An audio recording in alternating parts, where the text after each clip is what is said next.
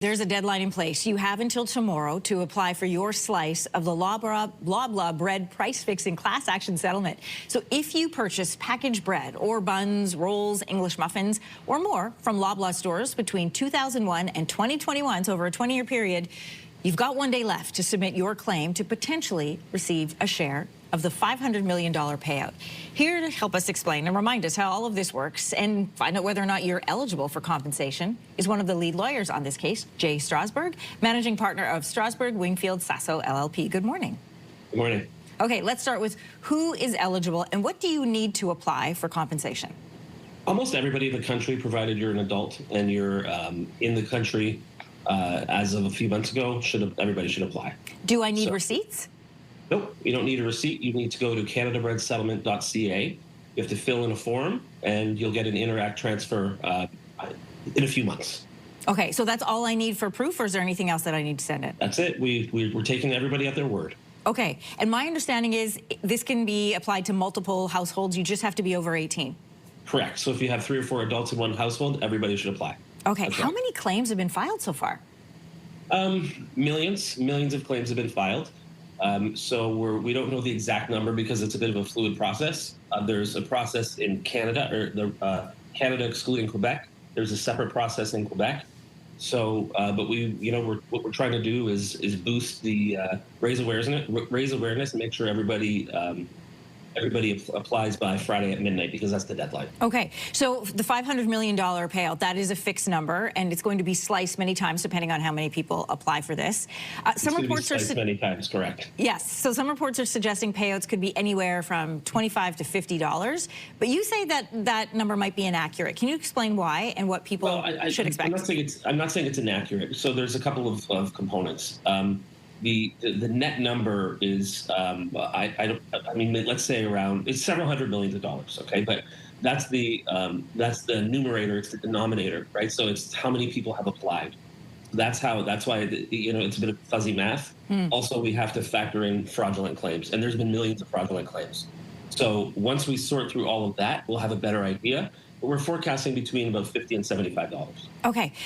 Another question for you. What about people who took that $25 gift card that the company was initially offering? Are they ineligible? They're not ineligible, but they'll have to give credit for the $25. And then once we get to $26 or more, they'll get the difference.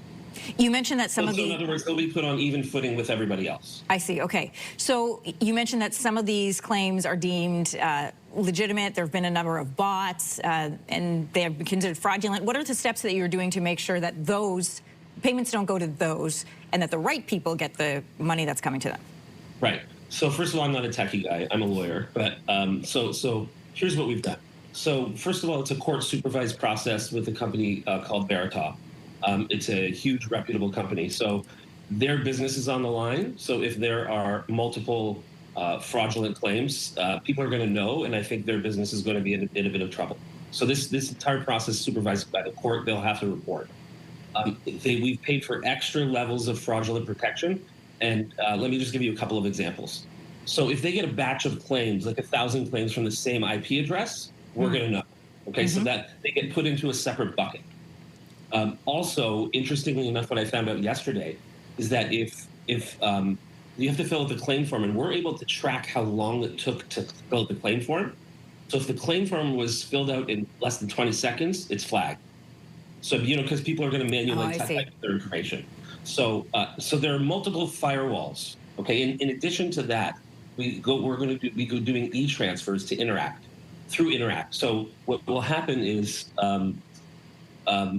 Interact will have another level of verification after we go through our own firewalls. I see. So, we have multiple steps. I mean, we're going to do is, we've spent the extra money for the fraud protection, and we will do everything we can. Like, we want this money to be going into the hands of Canadians. So it's in everybody's interest to make sure this process is safe and transparent. And just really quickly, when you are applying and you need to be 18 years of older, is that at the time that you're applying to be part of this suit, or in the period of time when the price fixing was supposed to have happened? It was as of 6 months ago or something like that. So, I mean, everybody should just apply.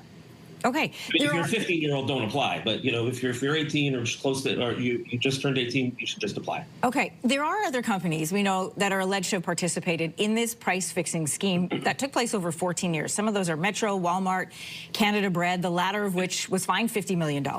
So what would it take for these companies to have to offer compensation? That's a great question. Maybe you should ask them. But what we're going to do, so this is just one company that's come forward and they've done the right thing and given us reasonable compensation. We have that settlement. But most importantly, in Q1 next year, we're going to be getting the cooperation from Loblaws, which will, we hope, implicate everybody else. So we've been at this for 8 years, and if we have to take another 8 years, we'll do it. But we're going to chase every single one of these alleged defendants and make sure that they're held to account. Jay, remind us last time, deadline is midnight tomorrow night? Friday night. Friday night. Okay, Jay Strosberg, managing partner at Strosberg, Winfield, and Sasso LLP. Thanks so much for being with us. Thanks for having me.